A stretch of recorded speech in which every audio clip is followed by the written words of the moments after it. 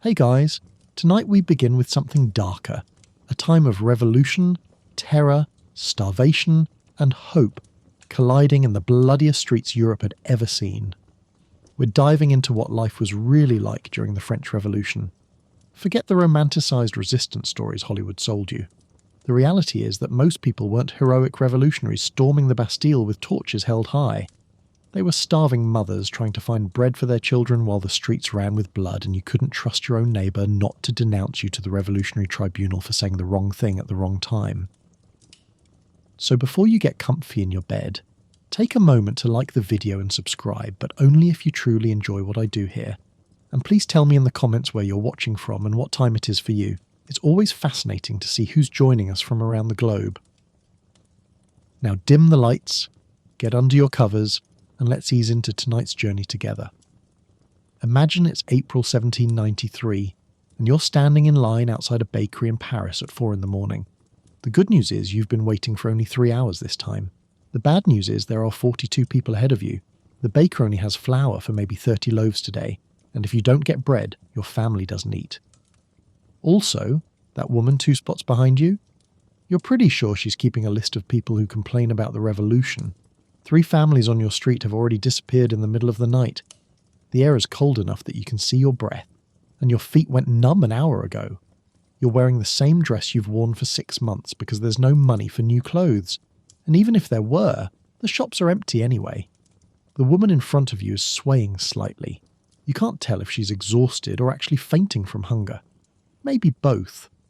Nobody helps her because if she falls and loses her place in line, that means everyone behind her moves up 1 spot. You've been standing here since 1 in the morning, and you'll keep standing here until the baker opens at dawn, because this is what breakfast costs now. Not money, time, hope, dignity. The social contract that said if you worked hard you'd be able to feed your children has shattered into something unrecognisable. This is life during the French Revolution, and it's stranger and more brutal than almost anyone imagines. Let's talk about bread, because bread is everything right now. Not metaphorically, actually. The average Parisian worker spends roughly 88% of their daily wages on bread when they can find it. That's not a typo. 88%. This means after you buy bread, assuming the baker doesn't run out before you reach the counter, you have almost nothing left for rent, firewood, candles, or clothing. Forget meat, forget wine, forget cheese. You're making calculations about whether your family can afford both bread and the wood to heat your apartment this week, and the answer is usually no. The bakery lines form before midnight now. Women bring stools, blankets, knitting. Some bring their children because leaving them home alone is dangerous and bringing them is only slightly less dangerous. But at least you can watch them. The children learn to stay quiet. Making noise draws attention, and attention can mean anything from a verbal beating to an actual beating, to someone deciding your mother said something counter-revolutionary while waiting for bread and should be reported. Here's what you need to understand about the bread situation. France is actually producing plenty of grain. The harvests of 1792 and 1793 are decent. Not amazing, but adequate. The problem is everything else. The distribution system has collapsed. The government has imposed price controls that make it unprofitable for farmers to sell grain, so they're hiding it. The roads are clogged with armies moving back and forth as France fights wars against Austria, Prussia, Spain, Britain, and the Netherlands simultaneously. Merchants are hoarding supplies, waiting for prices to rise. The currency is inflating so fast that the paper money, the Assignats, loses value by the day. A loaf that cost 8 sous in January costs 14 sous in March and will cost 19 sous by July. You're living through an economic collapse in real time, and you can feel it in your stomach. The woman in front of you just sat down on the cobblestones. She's maybe 35 but looks 50. Everyone looks older now. Hunger ages you faster than time. Her hands are shaking, and not from the cold. That's what happens when you haven't eaten a full meal in weeks. Your body starts consuming itself. First the fat, which most people here ran out of months ago. Then the muscle. Your hands shake. Your thinking gets cloudy. You become irritable, paranoid. You forget things. Some people forget what year it is. Some forget their children's names. The National Convention has declared that bread is a right.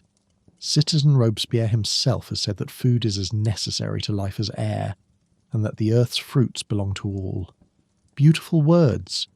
The problem is beautiful words don't become loaves of bread, and right now, this exact moment, while you stand here with your feet going numb and your stomach eating itself, the convention is busy arguing about whether to execute more people for counter-revolutionary activities.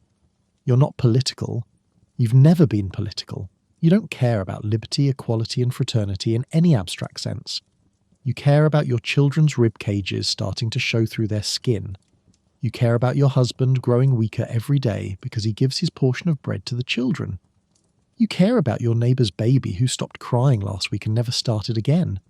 But you can't say any of this out loud because not caring about the revolution is itself counter-revolutionary. So you stand into line and you keep your face neutral and you wait. The sky is starting to lighten in the east. Maybe another hour until the baker opens. You shift your weight from one foot to the other. The woman behind you, the one you suspect of being an informer, is watching everyone with those hard little eyes. You've seen her type before. She's not revolutionary out of principle. She's revolutionary because it gives her power. For the first time in her miserable life, people are afraid of her, and she's drunk on it. France has maybe 27 million people right now, and most of them are some version of hungry. In Paris, it's worse. Paris has maybe 600,000 people, all crammed into a city that wasn't designed for this many bodies, all trying to survive on insufficient food supplies, all terrified of saying or doing anything that might get them arrested, tried and executed within 72 hours. The death toll of the revolution is hard to pin down precisely. The best estimates suggest somewhere between 16,000 and 40,000 people were executed during the terror, depending on how you count and which regions you include. That number doesn't include the people who died in prison waiting for trial. It doesn't include the people who died in the civil wars in the Vendée or Lyon. It doesn't include the people who simply starved to death in their apartments, or dropped dead in bread lines, or died of diseases that flourished in the overcrowded, unsanitary conditions. You're living in a city that's becoming a graveyard, one family at a time. The baker's door opens. It's still not quite dawn, but he's starting early because he knows the crowd is already massive. You're close enough now to smell the bread baking, and that smell is almost painful. Your mouth waters so intensely it actually hurts. The line surges forward. Someone pushes. Someone else pushes back. A woman screams that someone tried to cut in line. Two men start shoving each other. The baker comes to the door and roars that if people don't maintain order, he's closing the shop. Everyone freezes. The threat is real. He's done it before. You've seen him turn away 100 people because two idiots couldn't wait their turn peacefully. So everyone settles, everyone breathes, everyone stands there with their fists clenched and their stomachs growling, and their exhaustion making everything feel like a fever dream. You finally reach the counter. You have enough money for one loaf. Just one. The baker barely looks at you. He's exhausted too. He's been baking since midnight, and he'll bake until he runs out of flour, and then he'll have to tell however many people are still in line that there's nothing left, and some of them will cry and some will scream and some will threaten him, and he's so damn tired of all of it. One loaf. You clutch it against your chest like it's made of gold and push your way back through the crowd. The sun is rising now and you need to get home. Your apartment is on the 4th floor of a building on Rue de la Huchette near the Seine. The building houses maybe 40 people across 6 apartments that were designed for maybe 20. The staircase is dark because nobody can afford candle wax for the common areas anymore. The stairs are slick with something you don't want to identify. The whole building smells like unwashed bodies and chamber pots and desperation. Your apartment is one room. Just one. You share it with your husband, your 3 children, your husband's mother, and sometimes your brother when he's not working. 7 people in a space maybe 12 feet by 14 feet. There's a bed that you share with your husband. The children sleep on a pallet on the floor. Your mother-in-law sleeps in a chair. Your brother sleeps wherever there's space when he stays over. There's no running water. You haul water from the public fountain 3 blocks away, assuming the fountain is working. Half the time it's not. There's no sewage system. You have a chamber pot that you empty out the window into the street below every morning, along with everyone else in the building, which explains the smell and the diseases. The room is freezing. There's a small fireplace, but you have no wood. You haven't had wood in 3 weeks. The children are wrapped in every piece of fabric you own, huddled together for warmth. Your husband is already gone to work at the print shop, assuming the print shop is operating today. Sometimes it does, sometimes it doesn't. Sometimes there's no paper, sometimes there's no ink. Sometimes the owner just doesn't show up because he's been arrested. You break the loaf into 7 pieces. The children get the biggest pieces. You and your husband get the smallest. His mother gets something in between. This one loaf needs to last all of you until tomorrow morning when you'll stand in line again. Maybe. If there's bread. If you have money. If nothing else goes catastrophically wrong. Your youngest daughter, she's 6 years old, eats her piece of bread so fast you barely see her chew. She's staring at the remaining pieces with an intensity that breaks your heart. She's always hungry now. They're all always hungry. Their growth has slowed. The 6-year-old looks more like a 4-year-old. The 9-year-old looks maybe 7. Their hair is thin and dull. Their skin has a greyish cast to it. The baby teeth they've lost aren't being replaced because their bodies don't have the resources to grow new ones. This is what revolution looks like at ground level. Not grand speeches in the convention. Not inspiring paintings of patriots waving flags. This. Hungry children with dead eyes and parents making calculations about whether to use their last few sous for bread or firewood, and knowing that either choice means someone suffers. Your mother-in-law is coughing again. That wet, rattling cough that means her lungs are filling with fluid. There's no doctor. Even if you could afford one, which you absolutely cannot, most of the good doctors have fled France or been executed for aristocratic sympathies. The ones who remain are overwhelmed. The hospitals are charnel houses where people go to die in slightly more organised fashion than dying in their apartments. She'll probably be dead within a month. You know this. She knows this. Everyone knows this. Nobody talks about it because what would be the point? There's no treatment. There's no hope. There's just the slow, miserable decline while she tries not to be too much of a burden, and you try to pretend you're not already planning how you'll manage with one less mouth to feed. France executed its king on January 21st of this year. Louis XVI went to the guillotine in the Place de la Révolution, in front of thousands of people. The symbolic death of the old order, the birth of the Republic, liberty or death, the will of the people. All those grand concepts that mean absolutely nothing when you're trying to figure out how to keep your children alive another day. Here's what most people don't understand about the French Revolution. It wasn't one thing. It wasn't just political. It wasn't just economic. It wasn't just social. It was all of these things collapsing simultaneously in a feedback loop of dysfunction that made everything worse, which made everything else worse, which made everything worse still. The political chaos meant no stable government. No stable government meant no effective policy. No effective policy meant economic disaster. Economic disaster meant food shortages. Food shortages meant riots. Riots meant more political instability. More political instability meant more executions. More executions meant more chaos. Round and round and round. And you're caught in the middle of it with your hungry children, and your dying mother-in-law, and your husband who's growing thinner by the day, and your piece of bread that's supposed to last 24 hours, but will be gone in 24 seconds if you let yourself eat it all at once. The knock on the door comes at 7 in the morning. Everyone in the room freezes. Knocks on the door are never good news anymore. You open it slowly and there's the building representative, Citizen Lefort. He's wearing his tricolour sash and carrying his list, and your heart sinks because you know what this means.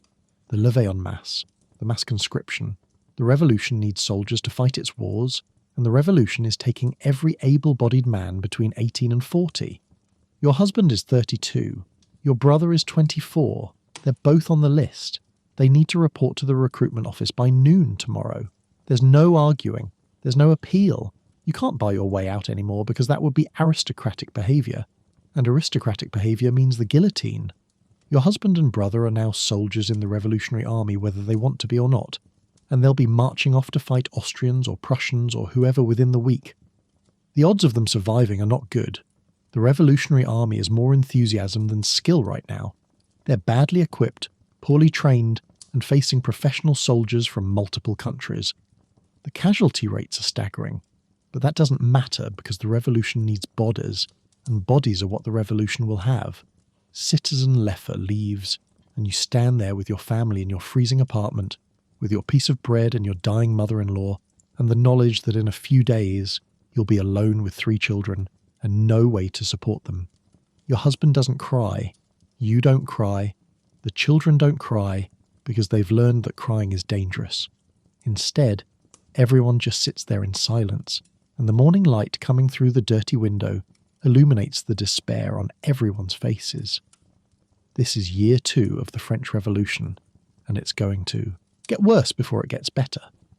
Let's talk about the Revolutionary Tribunal and the guillotine, because you can't understand this period without understanding how death became bureaucratized and industrialized in ways that make modern people deeply uncomfortable. The guillotine was introduced in 1792 as a humane form of execution.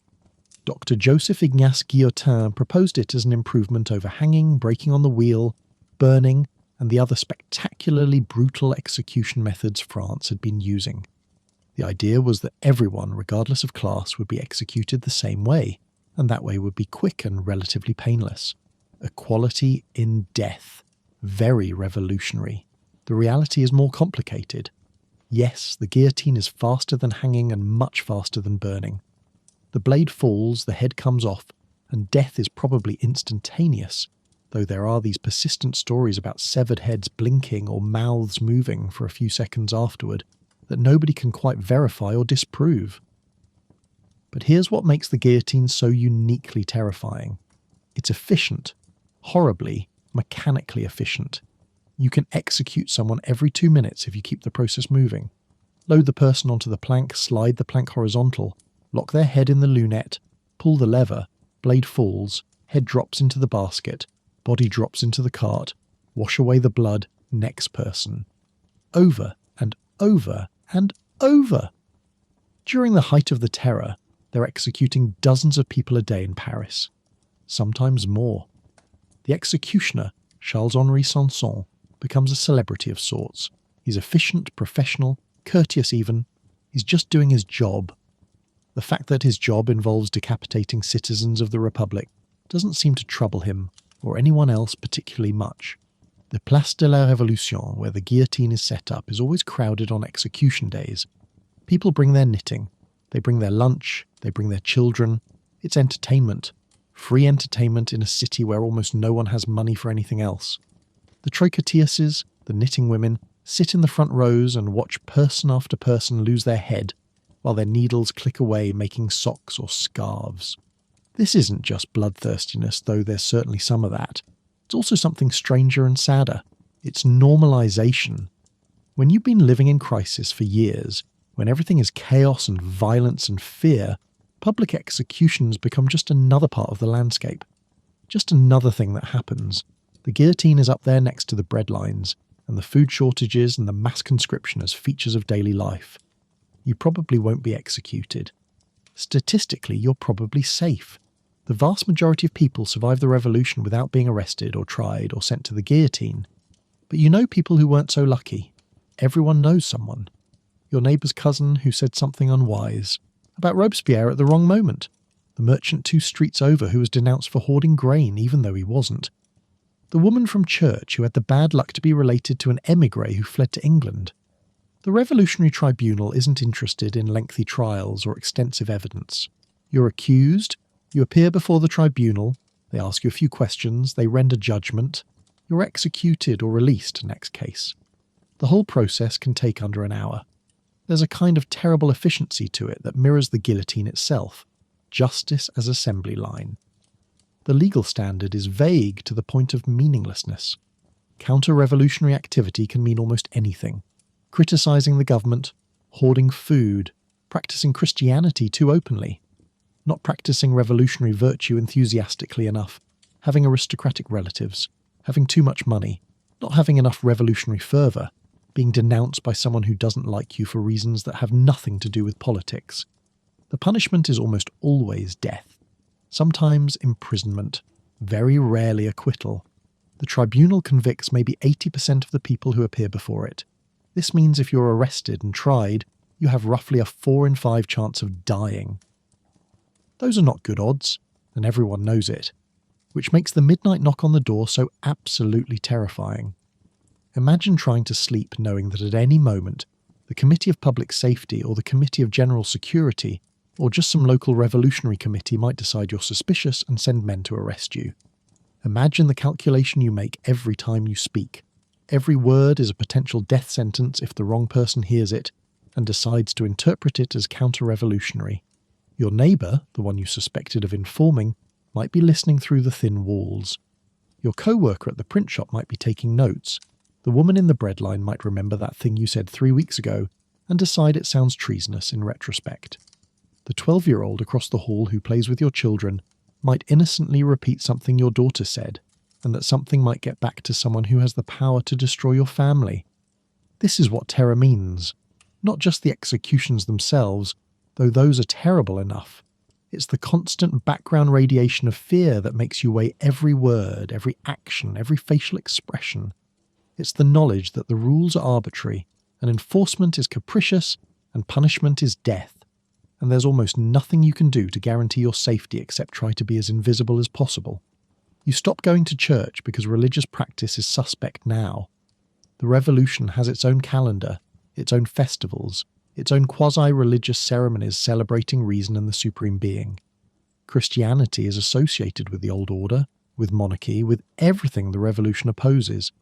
Priests who won't swear loyalty to the new order are executed or driven into hiding.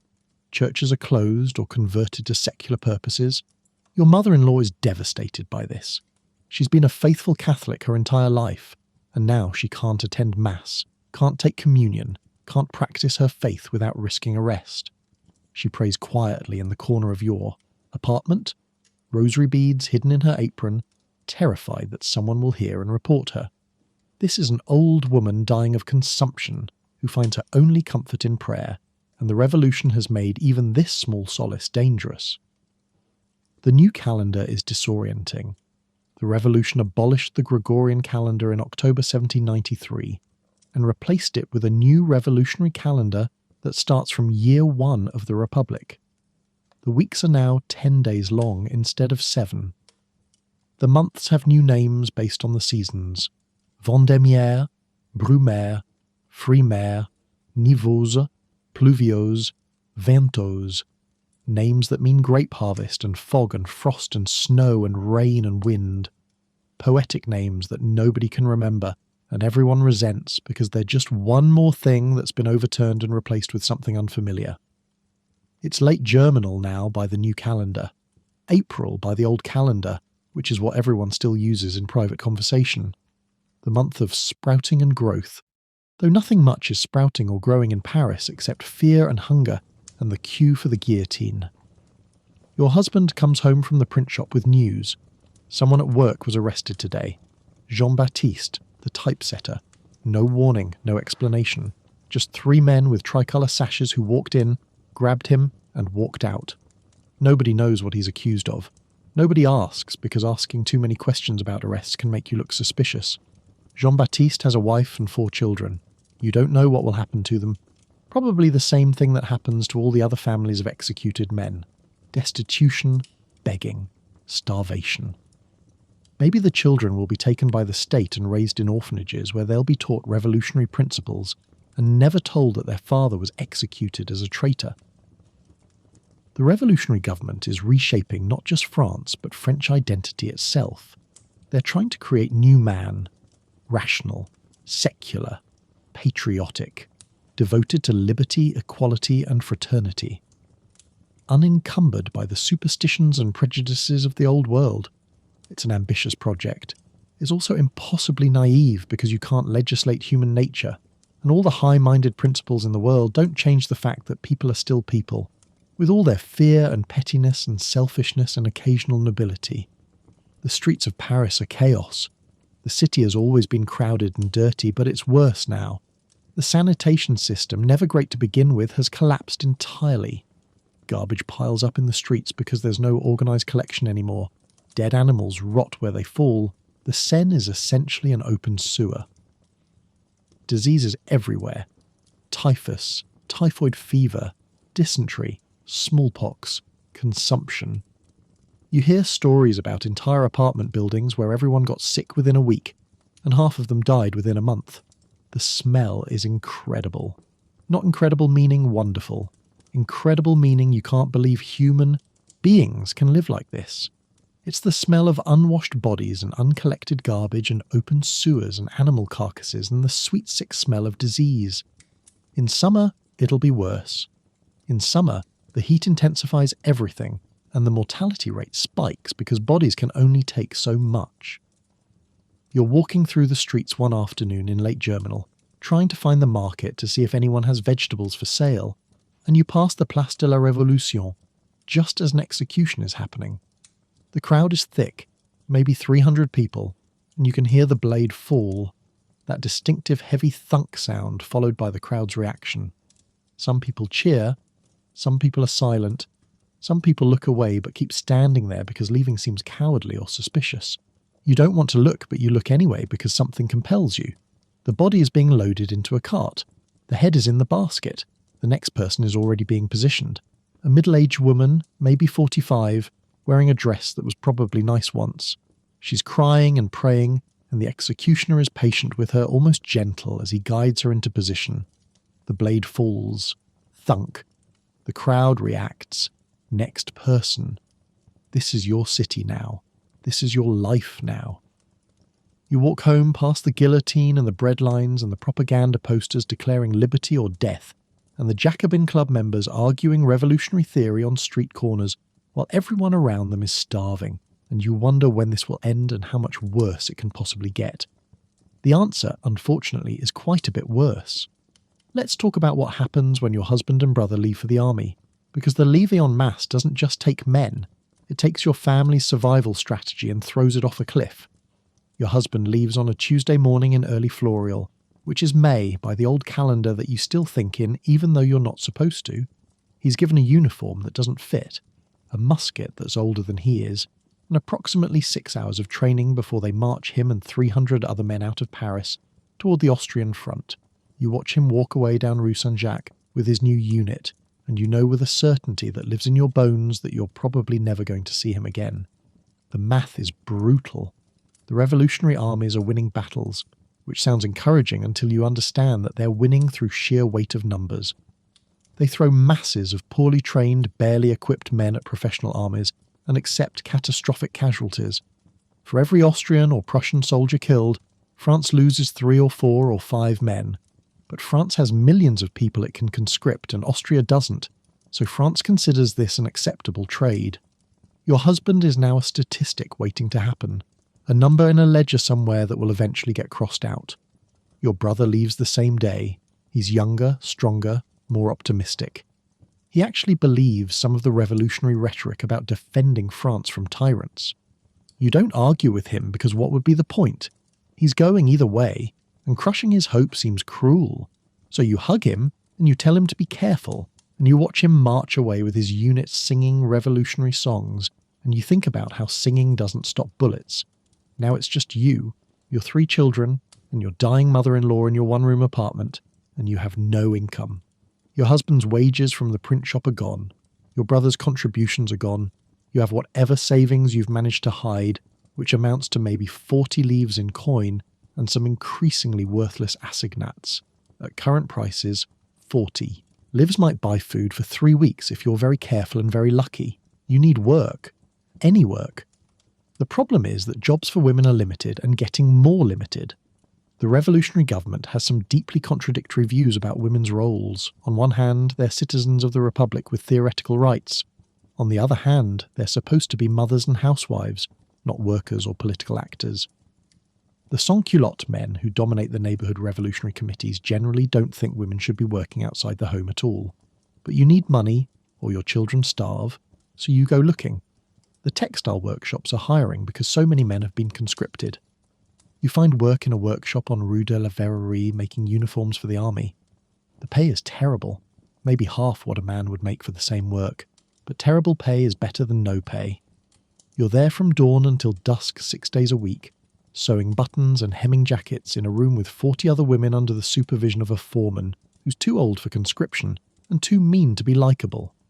The conditions are exactly what you'd expect. The workshop is unheated even though it's still cold at night. The lighting is poor, the chairs are hard. You're expected to complete a certain number of pieces per day, and if you don't meet the quota, your pay is docked. The foreman walks up and down the rows, watching for anyone slowing down or making mistakes or talking when they should be working. You're allowed a 30-minute break at midday to eat whatever food you brought, which in your case is usually a piece of bread and maybe an onion if you could afford one at the market. The other women are in similar situations. Husbands conscripted or dead, children hungry, rent unpaid. Everyone here is one missed paycheck away from homelessness. The woman next to you, Marguerite, has 5 children and no husband. He was killed at Valmy last year. She's sewing for 14 hours a day and still can't make enough to feed everyone. Her youngest, a 3-year-old boy, died last month. She talks about it matter-of-factly while her needle moves through the fabric. He got sick. There was no medicine. He stopped breathing one night. She wrapped him in a sheet and took him to the cemetery. They buried him in a mass grave with 30 other bodies.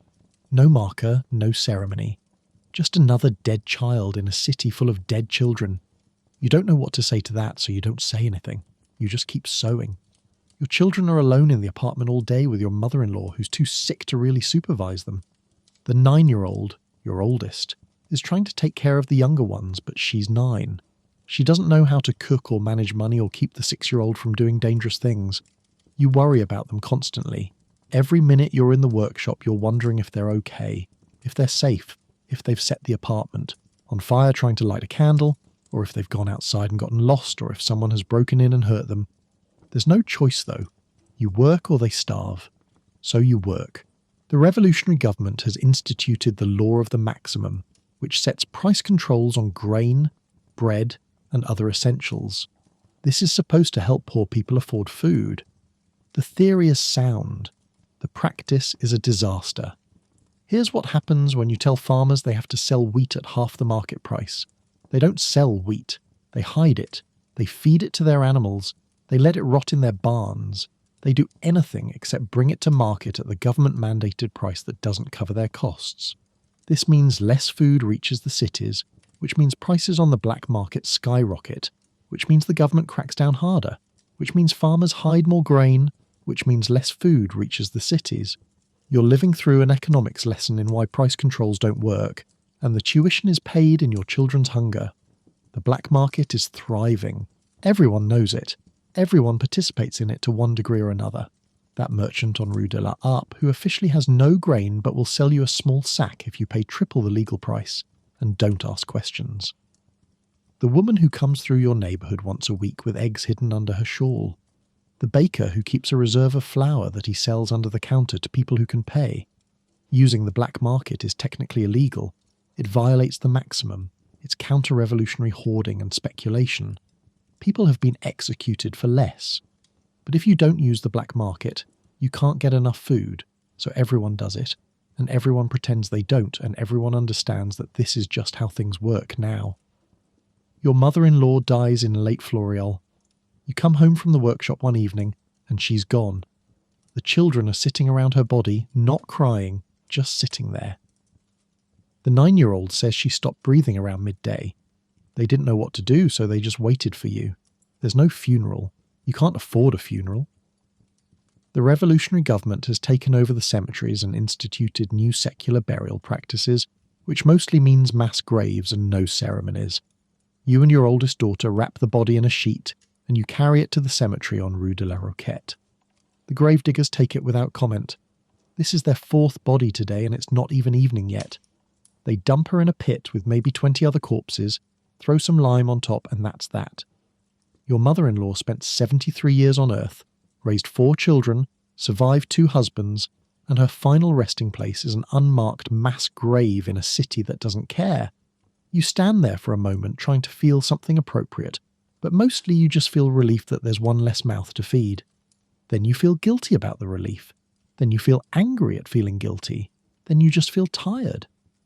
You walk home with your daughter through streets that are getting dark, and neither of you talks about what just happened. The apartment feels larger without your mother-in-law, which is a strange thought because it's still a 12 by 14 foot room with 5 people in it. But there's more space to breathe now, more space to move. The corner where she sat in her chair coughing is empty and quiet. You find yourself thinking about your husband. You haven't heard from him in 2 months. Mail from the front is irregular at best and non-existent at worst. You don't know if he's alive or dead or wounded or sick, or if he's simply too busy fighting to write. You've heard stories about entire battalions being wiped out in single engagements. You've heard stories about men deserting and being hunted down and shot. You've heard stories about disease tearing through army camps and killing more men than the actual fighting. The not knowing is almost worse than knowing he's dead would be. Almost. With uncertainty, there's at least hope, however thin. The revolutionary calendar has abolished Sundays. The new 10-day weeks have only one day of rest, the décadi, which comes less frequently than the old Sunday. This means you work 9 days out of every 10 now instead of 6 days out of every 7. The revolutionary government considers this progress. You consider it exhausting. On your décadi, you don't rest. You can't afford to rest. You spend the day trying to manage everything the other 9 days don't allow time for. You go to the market if there's money. You wash clothes in cold water because there's no fuel to heat it. You try to clean the apartment, though cleaning is nearly futile when 40 people share one building with no running water and no functional sanitation. You mend the children's clothes, which are more patches than original fabric at this point. The children are changing. The hunger is making them strange and quiet. The 9-year-old has stopped asking questions. She used to ask about everything, endless curiosity that sometimes annoyed you, but mostly delighted you. Now she just does what she's told, with this flat, dead look in her eyes that makes you want to scream. The 6-year-old has developed this habit of hoarding any food she gets, hiding pieces of bread under her palate, forgetting about them until they're mouldy. The 3-year-old, your youngest, has stopped growing entirely. He's been the same size for 8 months. His development has just frozen. He should be talking in sentences by now. Instead, he barely talks at all. You're watching your children's childhoods being crushed by circumstances beyond anyone's control, and there's nothing you can do about it. The revolutionary festivals are ridiculous and mandatory. The government has created new holidays celebrating things like reason, the supreme being, the Constitution, the martyrs of liberty. These festivals are supposed to replace religious holidays and instill revolutionary virtue in the population. What they actually do is waste time and resources that could be better, spent on almost anything else you're required to attend. Not attending is suspicious. So on the Festival of the Supreme Being in Prairial, which is June, you and your children join thousands of other Parisians in the Champ de Mars to watch elaborate pageants celebrating Robespierre's new civic religion. There are speeches about virtue and reason. There are processions. There's music. There's symbolism that's supposed to be profound, but mostly seems confusing. Everyone stands there for hours in the heat, hungry and tired, watching actors perform allegories about the triumph of Republican virtue over monarchical corruption. The children are bored. You're bored.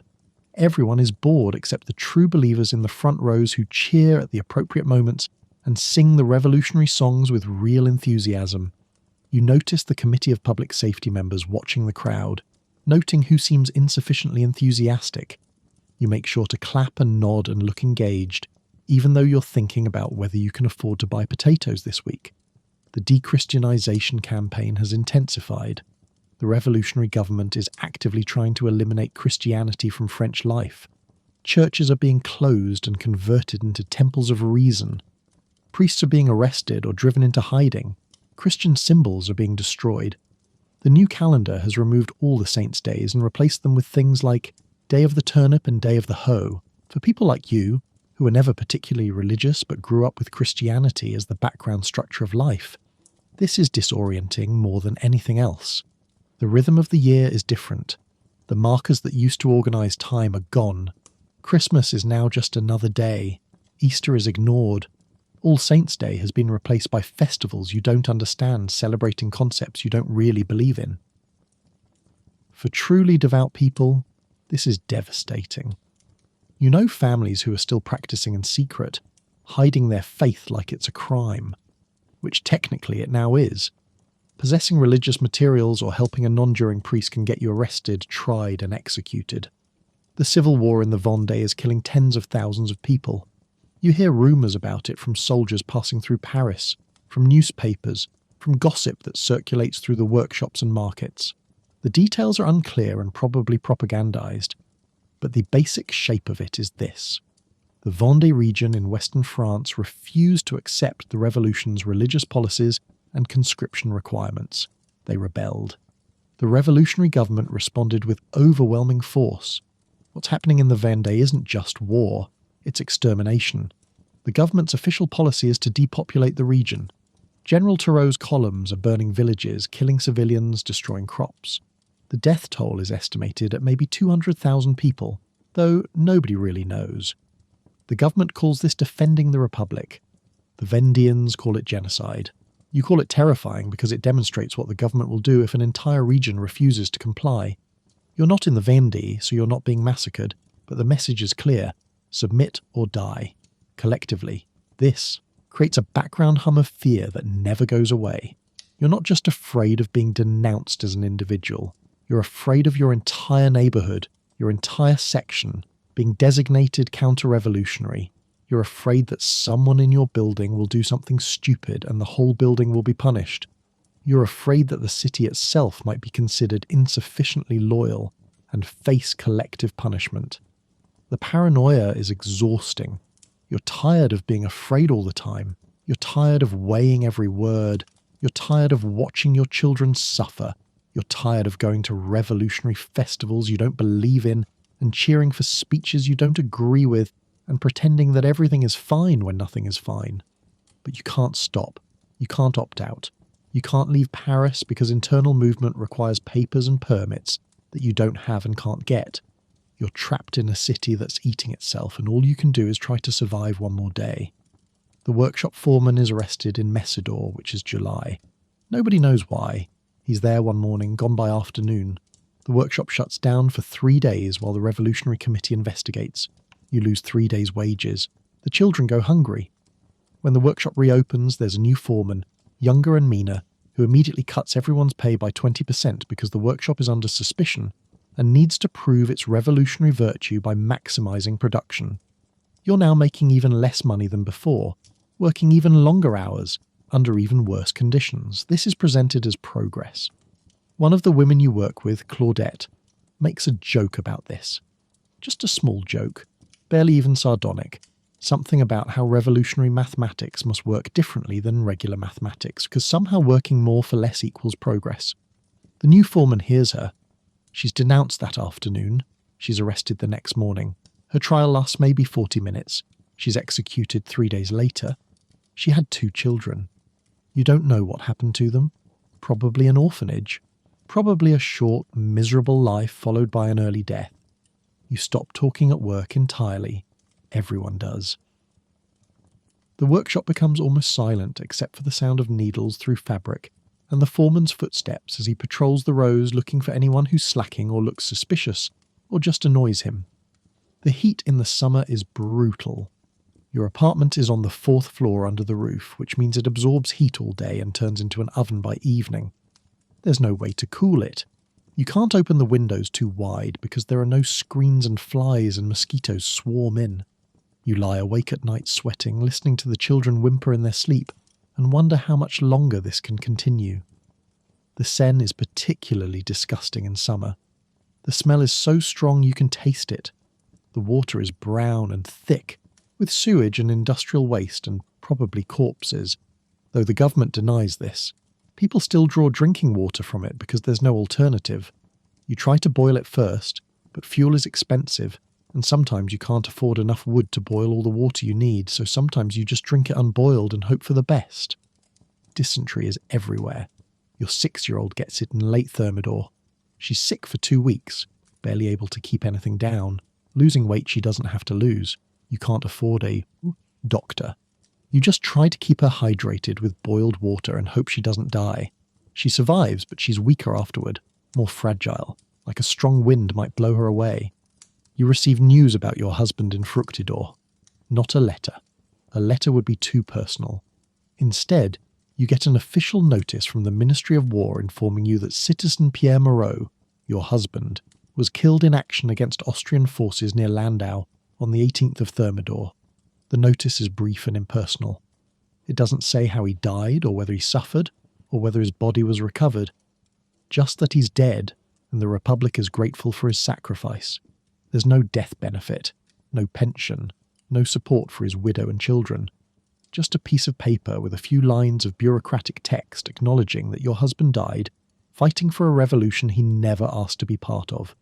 You sit in the apartment with this notice in your hands and you try to feel something. Grief, anger, relief, anything. But you're too exhausted for strong emotions. You just feel numb. Your children watch you with those flat, dead eyes they've developed, and you realise they don't really remember their father anymore. He's been gone for 5 months, which is forever in child time. The 3-year-old doesn't remember him at all. The 6-year-old has only vague memories. Even the 9-year-old is starting to forget what he looked like. You put the notice away in the small box where you keep important papers. Marriage certificate, birth records, now death notice. The documentary evidence of a life lived and lost in revolutionary France. Your brother's letter arrives a week later. Actual letter this time, not an official notice. His handwriting is shaky and hard to read. He's alive but wounded. Took a musket ball in the leg during a skirmish near Mainz. He's in a military hospital now, or what passes for a military hospital, which is mostly a warehouse with cots and a few overworked surgeons. The wound is infected. He's feverish. He doesn't know if he'll be able to walk properly again. He doesn't know when or if he'll be sent back to Paris. He asks about the family. You write back telling him about your mother and your husband. You try to make it sound less devastating than it is, but there's no way to soften news like that. You tell him the children are fine, which is a lie. You tell him you're managing, which is a bigger lie. You tell him to focus on healing and not to worry, which is the biggest lie of all because worry is the only rational response to your family's situation. You don't know if he'll ever receive the letter. The postal system is chaotic at best. But you send it anyway, because what else can you do? The Revolutionary Tribunal has gotten more efficient. That's not a good thing. Efficient in this context means faster trials, less evidence required, more convictions, more executions. They're processing people like an assembly line now. The law of Prairial, passed in the spring, has made everything worse by allowing trials with no witnesses, no defence counsel, and only 2 possible verdicts: acquittal or death. No middle ground. No mercy. The queue for the guillotine is steady. 40 people one day, 50 the next, sometimes more. The executioner and his assistants have the process down to a choreographed routine. They can process a person every 90 seconds if they're moving efficiently. Load, position, release, next. Over and over and over. The tricotiuses are still in their usual spots, knitting and watching. Some of them bring their daughters now, teaching the next generation to witness state executions as casually as other mothers might teach needlework or cooking. You wonder what kind of society produces women who bring their children to watch people die, and then you remember that you're part of this society, and you haven't done anything to stop it either. Nobody stops it. Everyone is complicit through silence and inaction. But what else can you do? Speak up and join the people on the scaffold?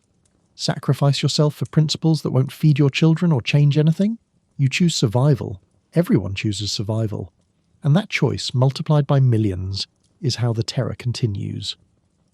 The fall of Robespierre happens in late Thermidor Year 2, which is late July 1794 by the calendar you still think in. You hear about it third hand from someone at the workshop who heard from someone at the market who saw it happen. Robespierre, the incorruptible, the architect of the terror, the man who sent thousands to the guillotine, has himself been arrested by the convention. There was a dramatic confrontation. Robespierre tried to defend himself, but his voice failed him. His allies were arrested too. The whole inner circle of the Committee of Public Safety has been taken down in a single day. The next day, Robespierre goes to the guillotine along with 21 of his closest associates. The man who built the machine gets consumed by it. There's something fitting about that, though it doesn't bring back any of the dead or undo any of the suffering. The Thermidorian reaction, as it comes to be called, doesn't immediately end the terror. The executions continue for weeks afterward. The machinery of death doesn't stop just because its chief operator is gone. But gradually, slowly, the intensity decreases. The Revolutionary Tribunal becomes less aggressive. The denunciations slow down. The paranoia doesn't disappear, but it becomes less suffocating. You don't feel relief exactly. Relief would require hope, and you're too exhausted for hope. You just feel a slight loosening of the constant tension. Maybe you won't be arrested today. Maybe the new government will be marginally less murderous than the old government. Maybe things will be fractionally less terrible tomorrow than they are today. That's not much to hope for, but it's all you've got. The Thermidorian reaction, as historians will call it, doesn't bring instant relief. The prisons are still full. The Revolutionary Tribunal is still operating. The laws that enable the terror are still on the books. What changes is the intensity. The fever breaks slightly. The paranoia remains. But the constant executions slow to a trickle. Maybe 5 people a day instead of 50. It's progress, sort of, in the way that drowning slightly less fast is progress. The prisoners start being released in waves. Not all of them. Not even most of them. But some. The ones arrested on the flimsiest pretexts. The ones who were victims of personal vendettas disguised as revolutionary justice.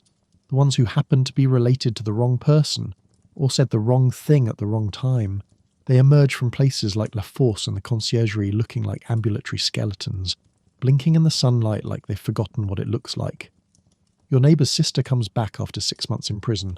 She was arrested for hoarding, which in her case meant she had 3 loaves of bread in her apartment when the committee came looking. 3 loaves. That was enough to get her locked up for half a year in conditions that should probably be considered torture. She's lost her teeth. Most of them anyway. Scurvy does that. Her hair has gone completely white even though she's only 31. She can't stop shaking. Just constant trembling. Like her nervous system has been rewired by fear and can't figure out how to stop. She doesn't talk about what happened in prison. Nobody who comes out talks about it. But you hear things. The overcrowding. The diseases. The rats. The casual brutality of guards who could beat prisoners without consequence. The women who were raped repeatedly. The summary executions of people who complained too much or got sick, or just annoyed someone in authority. The prison experience was designed to break people, and it succeeded. The economic situation is catastrophic in a way that makes the earlier food shortages look almost manageable. The Assignats are now literally worthless. You couldn't give them away. People use them to paper walls or light fires because that's more value than they have as currency. A loaf of bread that cost 4 livres in Assignats in 1792 cost 200 livres in Assignats by early 1795, except nobody accepts Assignats anymore, so the price is meaningless. What this means, practically, is that the monetary system has collapsed. There's no medium of exchange that everyone trusts. Gold and silver coins still have value, but they've almost completely disappeared from circulation. People are hoarding them, hiding them, refusing to use them for transactions because once you spend a gold coin, you're not getting another one. So the economy runs on barter, which is to say, it barely runs at all. You trade your labour for bread. You trade bread for firewood. You trade firewood for cloth. You trade cloth for medicine. Every transaction requires negotiation. How much bread is a dress worth? How much firewood equals a chicken? There's no standard, no reference point, just people desperately trying to exchange what they have for what they need, with no agreed-upon system for determining value. This makes everything harder. Buying food isn't just a matter of paying money, it's a negotiation. The baker wants firewood, but you don't have firewood. You have a jacket you're willing to trade. Does he want a jacket? Maybe. Depends on the jacket. Is it warm? Is it too worn? Will it fit him or his son? You stand there in the bakery holding this jacket, and the baker is examining it like he's a cloth merchant, and there are 20 people behind you waiting for their turn to barter for bread, and everyone is exhausted and irritable and hungry. The winter of 1794 to 1795 is exceptionally cold. Historians will later identify it as one of the coldest winters of the century. The Seine freezes solid enough that people can walk across it. That's how cold it is. Rivers don't freeze in Paris, except when they do, and this is one of those times, and it's spectacular in the worst possible way. Your unheated apartment becomes genuinely dangerous. The temperature inside drops below freezing at night. You can see your breath constantly. Water in cups freezes solid. The children huddle together under every scrap of fabric you own, and it's still not enough. Their lips turn blue. Their fingers and toes develop frostbite.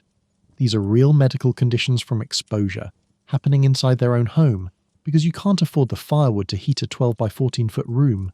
You burn everything that isn't essential. The chair goes first, chopped into pieces and burned over several frigid nights. Then the small table, then some planks you pry up from the corner of the floor where they're loose anyway.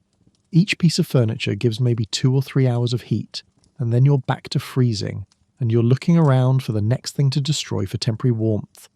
The mortality rate spikes dramatically, especially children and elderly people. They just can't survive the combination of cold and malnutrition and disease. Bodies accumulate faster than they can be buried because the ground is frozen too hard to dig graves.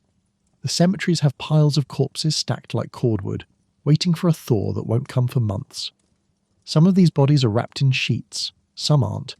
Some are just naked corpses because their families couldn't afford burial shrouds and figured the dead don't need clothes. Your 3-year-old gets sick in the worst part of winter, pluviose, which is January to February. It starts as a cough, then fever. Then he's struggling to breathe with each breath making this terrible rattling sound. You hold him through the night trying to keep him warm with your body heat, and you can feel him burning up with fever while simultaneously shivering with cold. It's pneumonia, probably, though you'll never know for certain because you can't afford a doctor, and even if you could, there's not much they could do. He survives. Somehow. The fever breaks after 4 days, and he starts breathing easier, and the immediate crisis passes, but he's diminished, afterward, weaker, more fragile. His development, which was already delayed from malnutrition, stops entirely for months. He doesn't gain weight, doesn't grow, doesn't learn new words or skills. He just exists in this state of barely sustained life, taking up the minimum space and energy necessary to continue breathing. You start to understand that there are fates worse than death. Watching your child suffer through a slow decline might be one of them. Death would at least be final. This is ongoing, every day, watching him not thrive, not develop, not become the person he could have been if he'd been born in a different time or place. The political situation evolves in ways that don't meaningfully improve your life. The Thermidorians, the people who overthrew Robespierre, are themselves divided and squabbling. Some want to continue the revolution in a more moderate form. Some want to restore the monarchy. Some want something entirely new. The National Convention limps along, trying to govern a country that's ungovernable, until finally they dissolve themselves in October 1795 and create a new system called the Directory.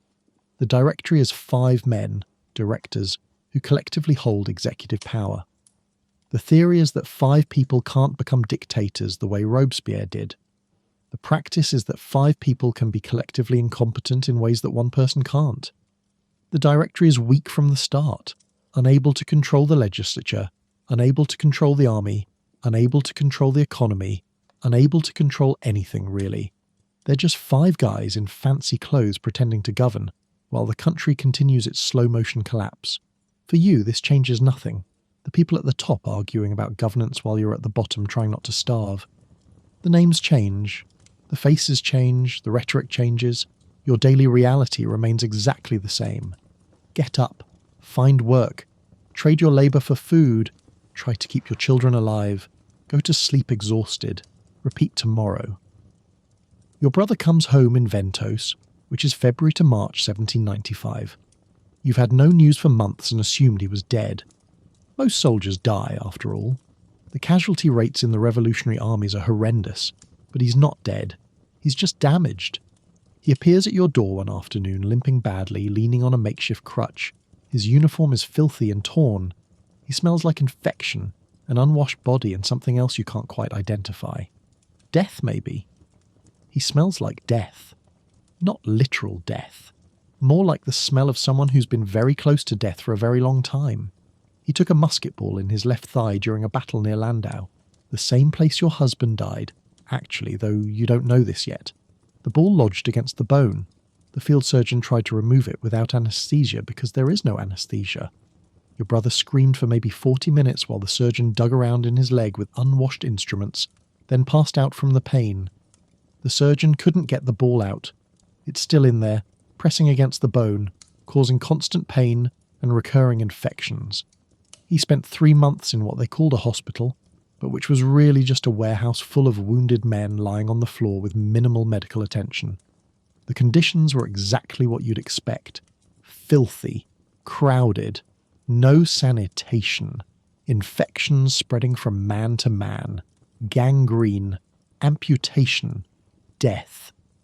He survived mostly through luck, and a constitution strong enough to fight off the infections that killed men on either side of him. He was discharged when it became clear he couldn't march or fight effectively anymore.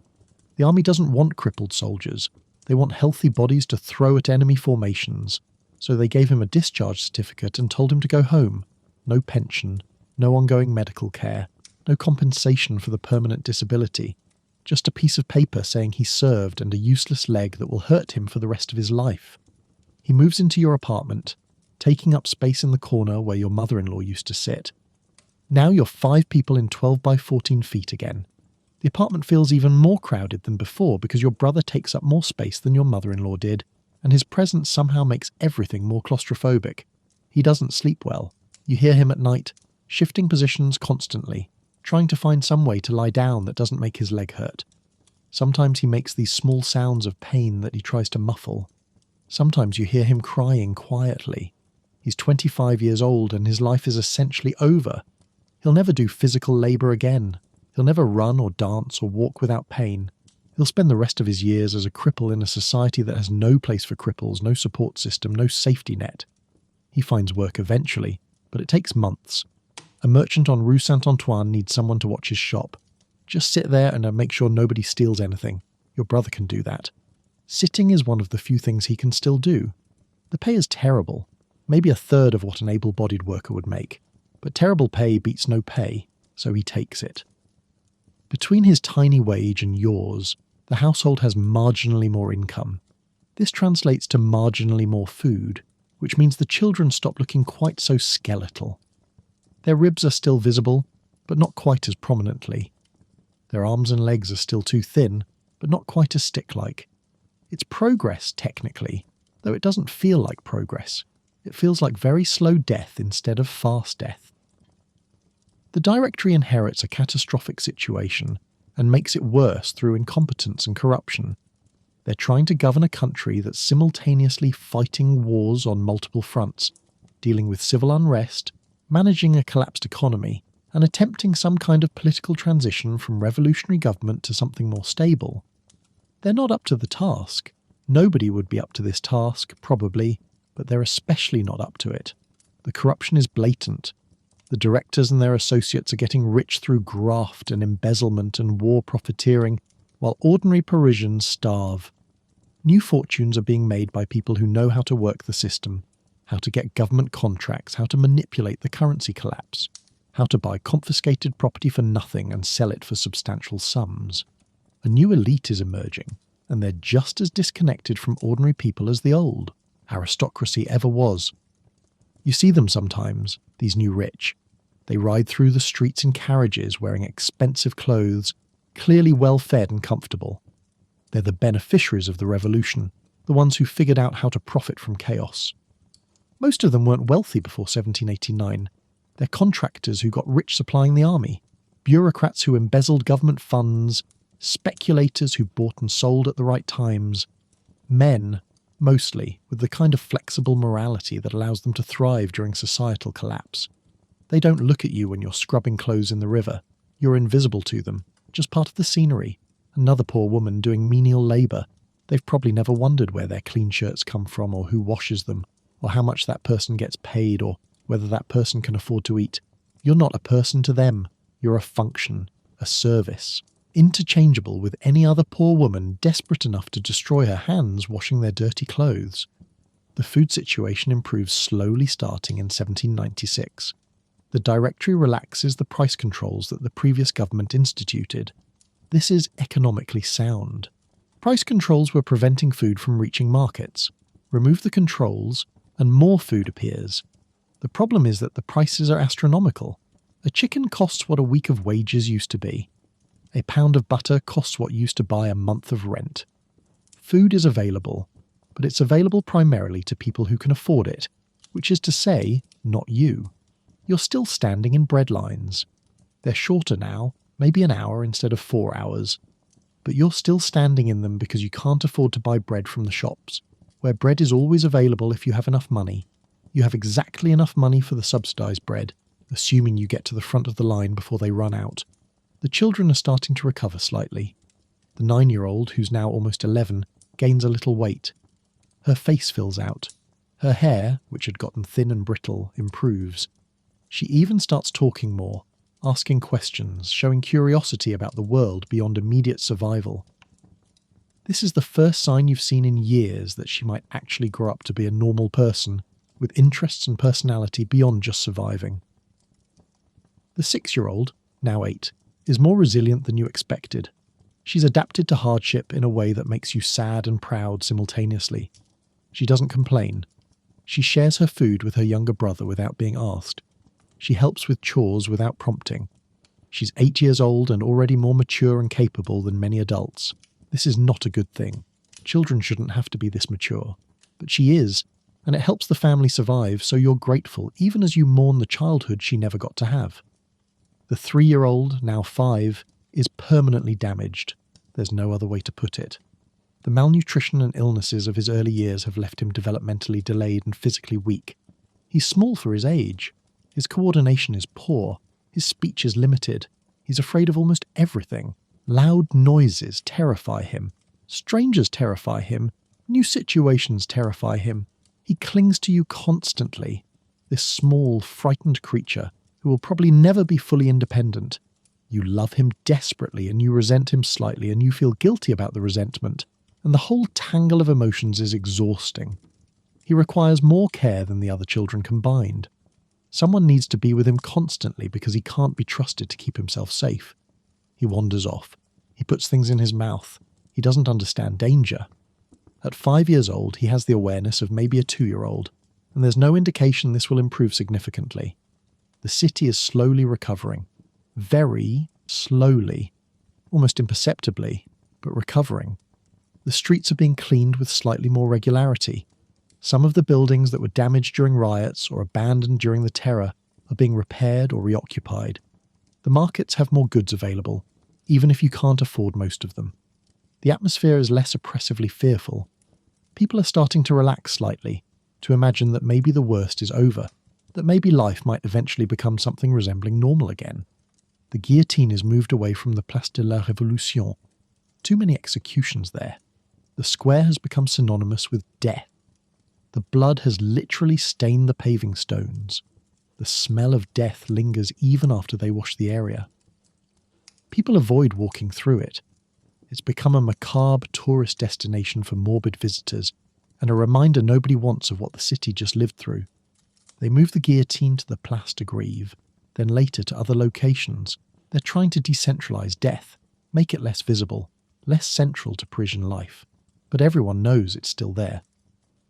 The guillotine remains set up and occasionally used for the next several years.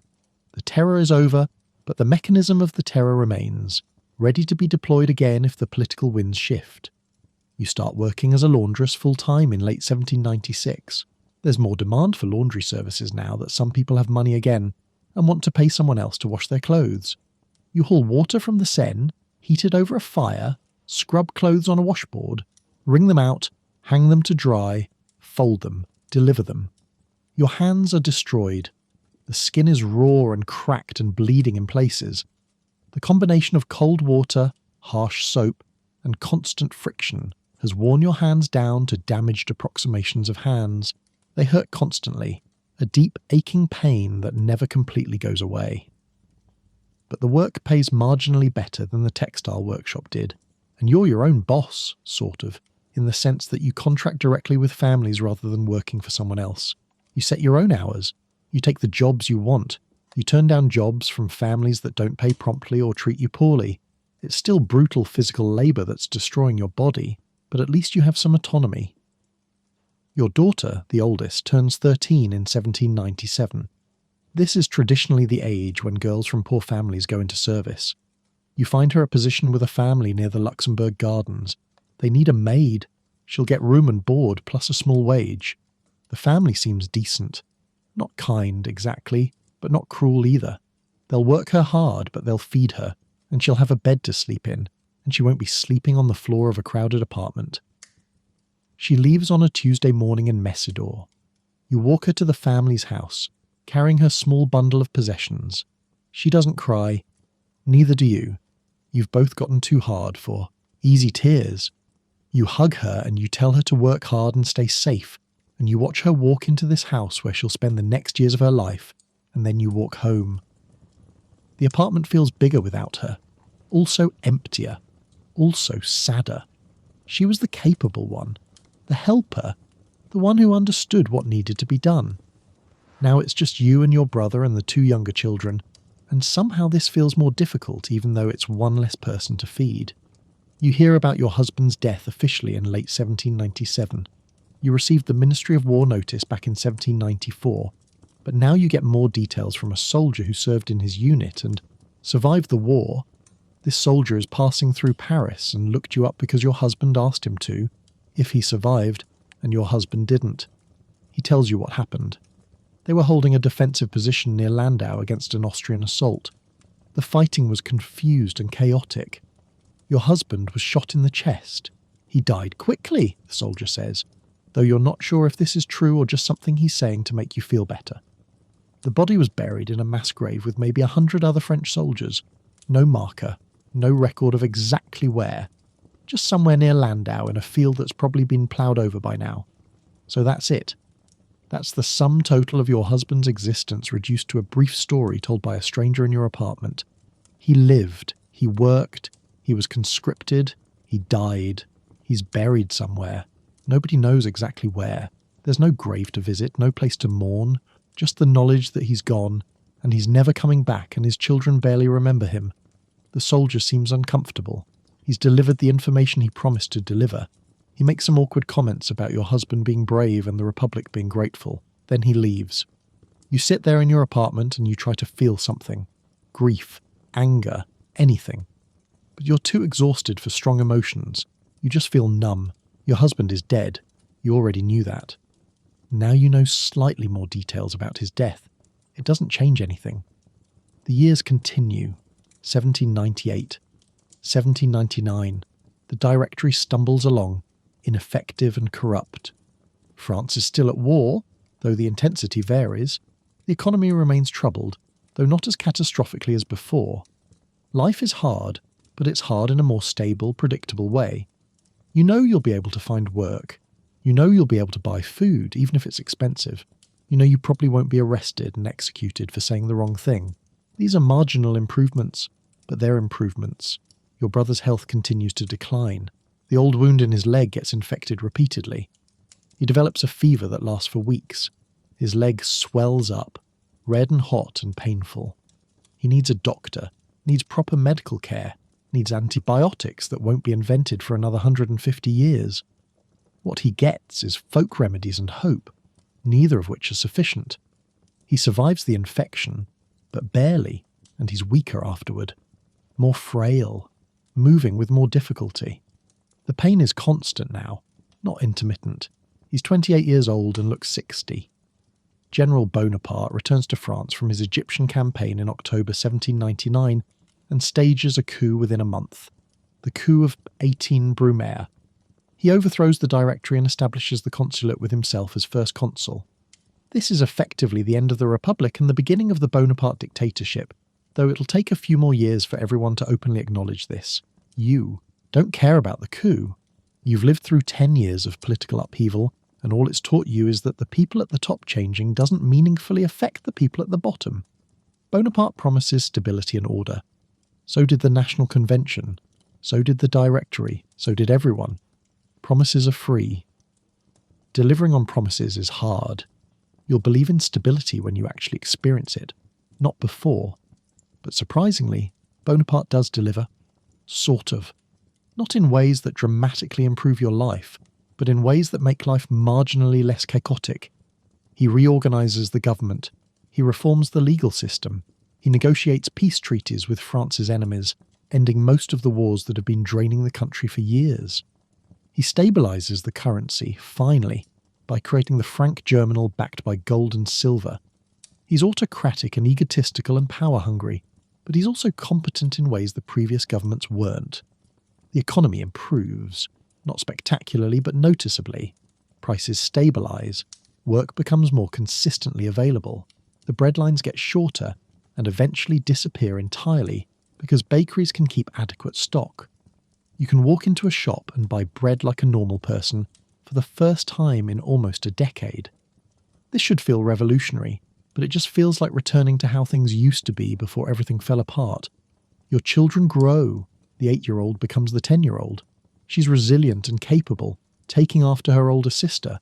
She helps with laundry work now, her small hands doing the lighter tasks. She's being shaped by hardship into someone tough and competent and slightly hard.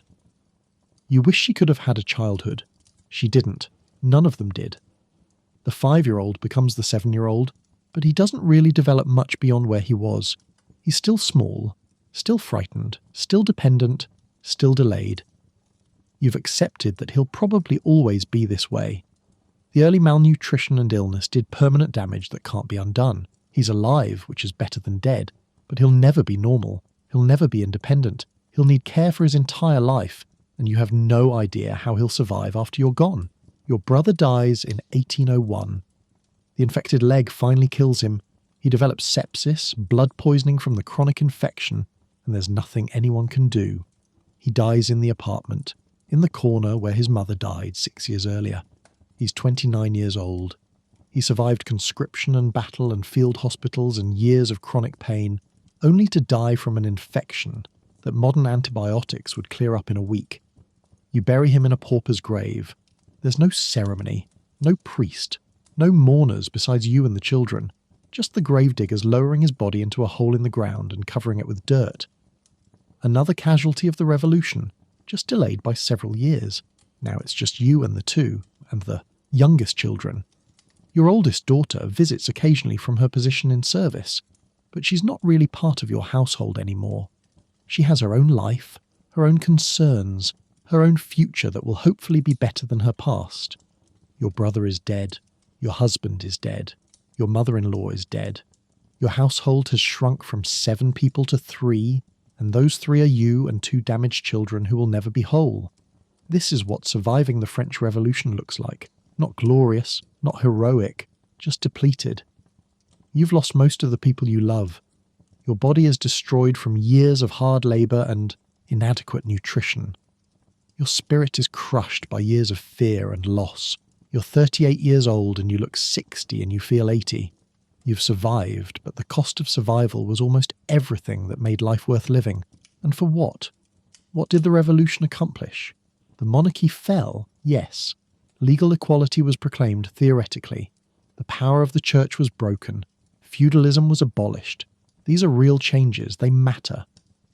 But did they matter enough to justify the cost? Tens of thousands of people were executed. Hundreds of thousands died in the wars. Millions suffered through years of hunger and fear and violence. An entire generation of children grew up malnourished and traumatized. Families were destroyed. Lives were shattered. All in pursuit of ideals that were only partially and imperfectly realized. Maybe future generations will look back and decide it was worth it. Maybe they'll live in a better world because of what happened between 1789 and 1799. Maybe the principles of liberty and equality that the revolution proclaimed will eventually be fully realized. Maybe. But you'll never know.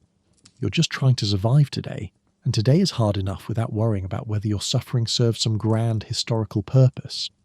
You're standing by the Seine one morning in 1802, washing clothes, and you think about how strange it is that life just continues. The city that killed so many thousands of people is still here, still functioning, still full of people living their lives. The streets where the guillotine operated look like ordinary streets now. The prisons where thousands were held before execution are still operating, just holding different prisoners for different reasons. Paris has moved on. France has moved on. The revolution is becoming history, and history is being written by people who weren't there, who didn't live through it, who can organise it into neat narratives with clear causes and effects and moral lessons. The lived experience of it, the chaos and confusion and suffering of it, is being smoothed over and simplified. Your story won't be in the histories, neither will the stories of millions of other ordinary people who just tried to survive. The histories will remember Robespierre and Danton and Marat. They'll remember the storming of the Bastille and the execution of the king and the great battles of the Revolutionary Wars. They won't remember the woman in the breadline for 4 hours in the freezing cold. They won't remember the children with empty eyes and protruding ribs. They won't remember the daily grinding suffering that was the actual experience of the revolution for most people. But it happened. All of it happened. The suffering was real, the deaths were real, the fear was real, and it deserves to be remembered, even if it's not dramatic enough for history books. You finish washing the clothes, and you wring them out until your damaged hands ache, and you load them into your basket, and you carry them back to deliver to the family that hired you. This is your life now. This is what you survived for. The chance to haul wet laundry through the streets of Paris for wages that barely keep you and your children alive. The revolution promised so much more, but this is what you got. And somehow, impossibly, you continue. You wake up tomorrow, you find work, you feed your children, you survive another day, not because you're particularly brave or strong or heroic, just because the alternative is giving up, and you can't give up because your children need you, so you keep going. One day at a time, one load of laundry at a time, one piece of bread at a time. This is what the French Revolution was really like for ordinary people. Not a grand adventure or a heroic struggle or a triumphant march toward liberty. Just survival. Grinding, exhausting, painful survival through years of chaos and violence and suffering. Most people weren't revolutionaries or counter-revolutionaries. They weren't heroes or villains. They were just people trying to feed their families and stay alive while the world fell apart around them. The revolution changed France, changed the world eventually, introduced ideas that still shape our politics and society. But the price was paid in the suffering of millions of individuals who never asked for a revolution, never wanted one, and never benefited from one. They just endured it, those who survived, and carried the scars for the rest of their lives. That's the part of the revolution that rarely gets talked about, the human cost, the individual tragedies that added up to something historians would later call progress. Maybe it was progress. Maybe those ideals were worth the price. But the people who paid the price never got to see the benefits. They just suffered and died and survived, and then the world moved on and forgot about them. The thing about surviving catastrophe is that survival itself becomes a kind of prison. You made it through. Congratulations. Now you get to live with the memories and the losses and the damage for however many years you have left. There's no prize for surviving except more days of surviving. You're 40 years old in 1803, and you feel 70. Your hands are so damaged from years of washing clothes in cold water with harsh soap that you can barely make a fist. The joints are swollen and painful. On cold mornings, which is most mornings, they're so stiff you need to soak them in warm water before you can work. Warm water costs firewood. Firewood costs money. So usually you just work through the pain until your hands warm up from the friction of scrubbing. Your back is wrecked from hauling water and bending over washboards for 12 hours a day. There's a constant ache in your lower spine that never completely goes away. Some days it's manageable. Some days it's so bad you can barely stand upright. You're 40 years old and you move like an elderly woman, shuffling and careful. Every movement calculated to minimize pain. Your teeth are going. You've lost 3 molars in the last 2 years. The rest are loose and painful. This is what happens when you spend years malnourished. Your body consumed its calcium stores to keep you alive, and now your teeth are paying the price. Chewing is difficult. Anything hard or tough is impossible. You eat soft foods, bread soaked in broth, mashed vegetables when you can afford them. The children are in better shape, their bodies having hope drain out of him day by day until he was just a husk of a person waiting to die. That kind of loss is different, harder, more personal. The apartment is slightly less crowded now, with 3 people instead of 4, you, your 10-year-old daughter, and your 7-year-old son. It's still a 12 by 14 foot room, still on the 4th floor, still without heat or running water or any amenities. But 3 people fit more comfortably than 4. There's room to move, room to breathe. These small improvements feel significant when your baseline for comparison is years of desperate overcrowding. Your daughter is growing into a capable young woman. She's good with the laundry work. She's strong for her age. She's developed the endurance necessary for the constant physical labour. She doesn't complain, Not because she's particularly stoic, but because she understands that complaining doesn't change anything. You can complain about hauling water, or you can haul water. Either way, the water needs hauling. She's also starting to look like a woman rather than a child. She's developing breasts and hips. Her face is losing its childish roundness. In another year or two, she'll be attracting attention from men, and that terrifies you because you know what kind of attention poor young women attract from men with power and money. You've seen it happen. The girls from poor families who end up pregnant by their employers or their employers' sons. The girls who get thrown out with no references because they were raped, and somehow that's their fault.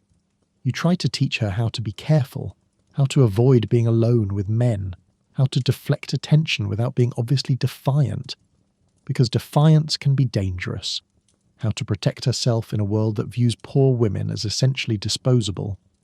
But you don't know if any of it will matter. She's going to have to navigate this world herself, and all you can do is give her the tools you have and hope it's enough. Your son will never have these problems, because he'll never be functional enough to be in situations where these problems arise. He'll always be dependent, always need supervision, always be a child in a growing body. This is its own kind of tragedy. You try not to think about what happens to him after you die. Who will take care of him? Your daughters? Will they have the resources to care for a disabled adult brother while managing their own lives? You don't know. You can't know. You just have to hope that somehow it will work out, even though you have no reason to believe it will. The city continues to change. Napoleon is rebuilding Paris. New monuments, new bridges, new boulevards. The Arc de Triomphe is being constructed to celebrate French military victories. The city is being transformed into something grand and imperial, a capital worthy of an empire. This involves a lot of construction work, which means jobs, which means money circulating in the economy. This is supposed to benefit everyone. In reality, it benefits the construction workers and the contractors, and the architects, and the people who already have money to invest in property. It doesn't benefit laundry workers. You walk past these new constructions sometimes, these grand projects that will outlast everyone currently alive. The workers are building something that will stand for centuries, and they're being paid barely enough to survive while doing it. Their labour is creating monuments to Napoleon's glory, and their reward is poverty and exhaustion, and bodies worn out by hard work. But the monuments will be beautiful, so that's something. The social hierarchy has reasserted itself, just with different people at the top. The old aristocracy is mostly gone, dead or exiled or stripped of power. The new elite is military officers and bureaucrats and war profiteers and successful merchants.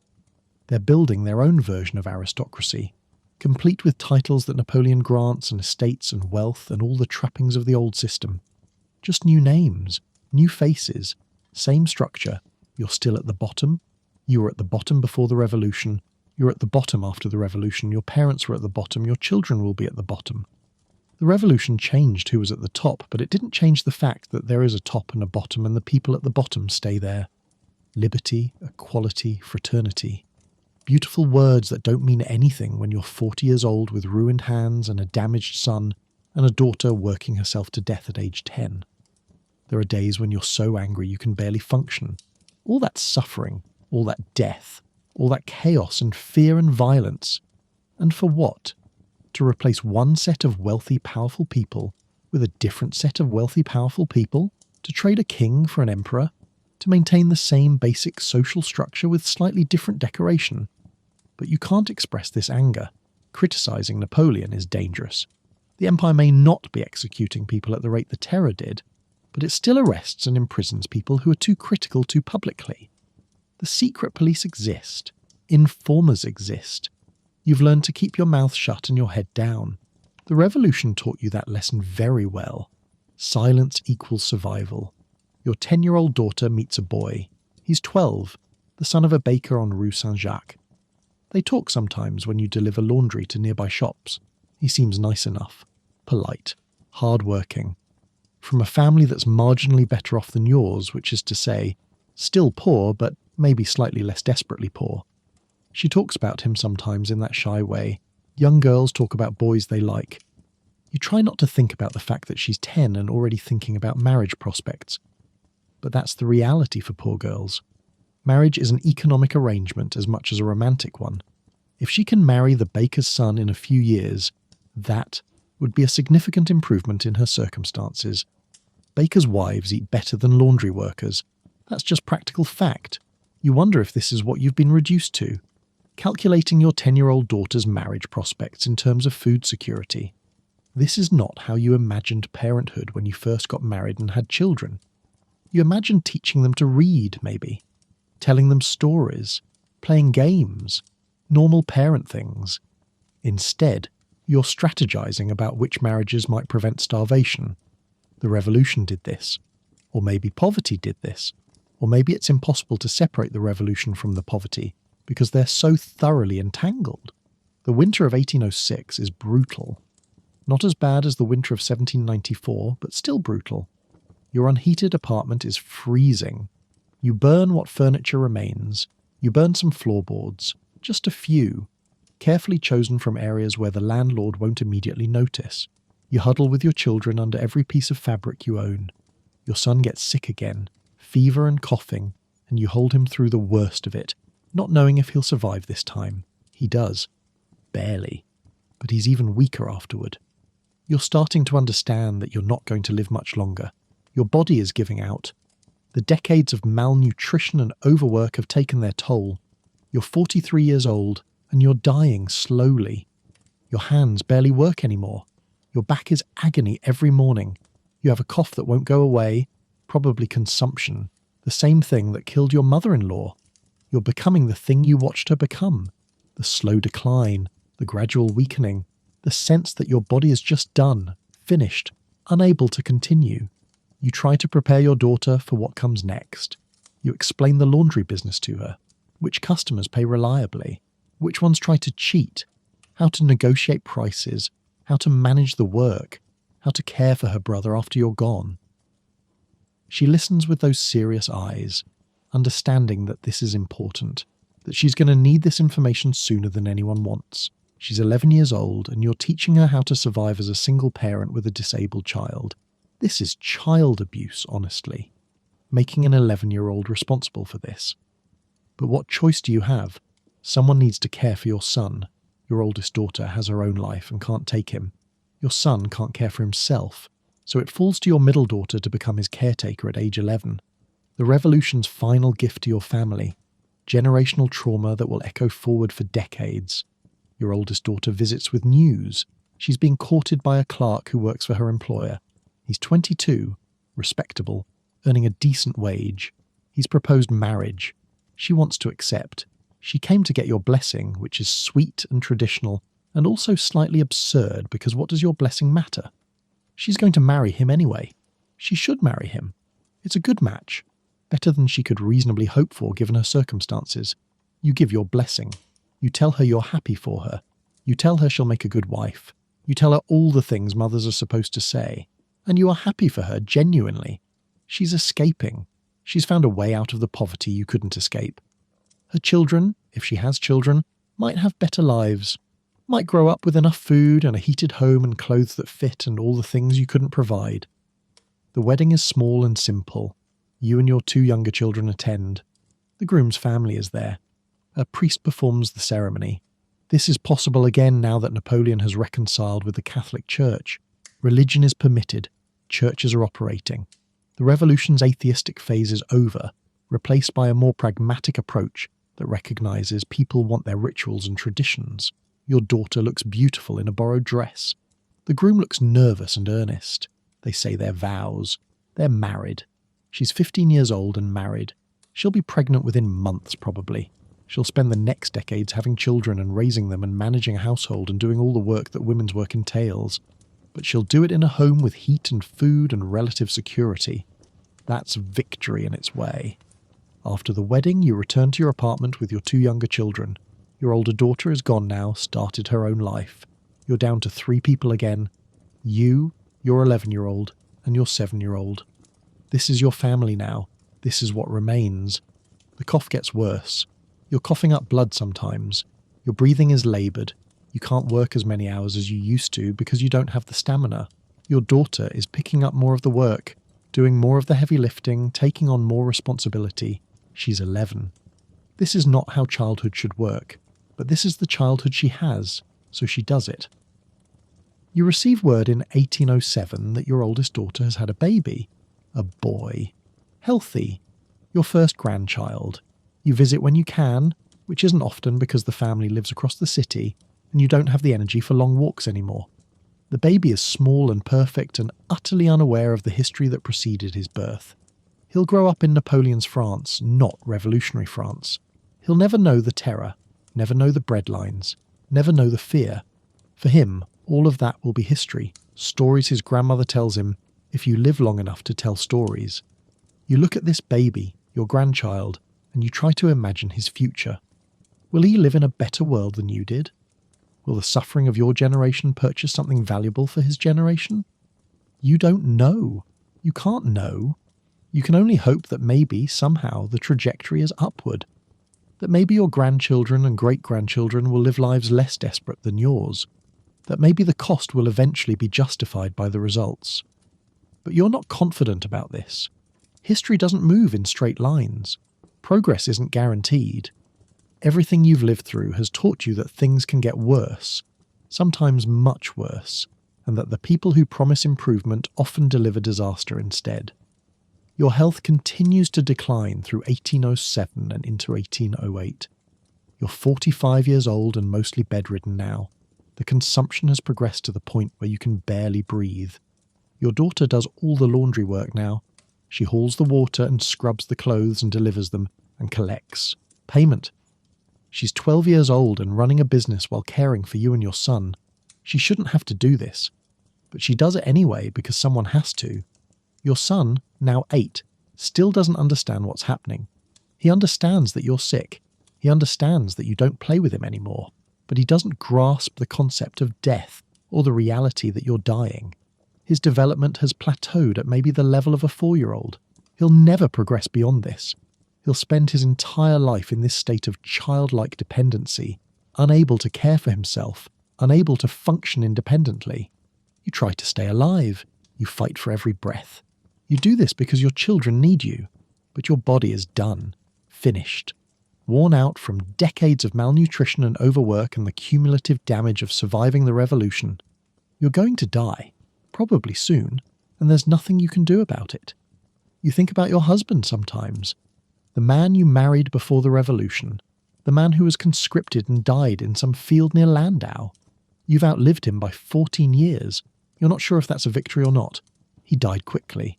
You've been dying slowly for years. Maybe his way was better. You think about your mother-in-law dying of consumption in this same apartment.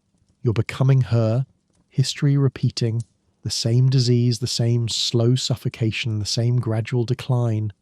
You wonder if this apartment is cursed, if the walls themselves are saturated with suffering, if anyone who lives here long enough will end up dying here too. Your daughter sits with you in the evenings after work.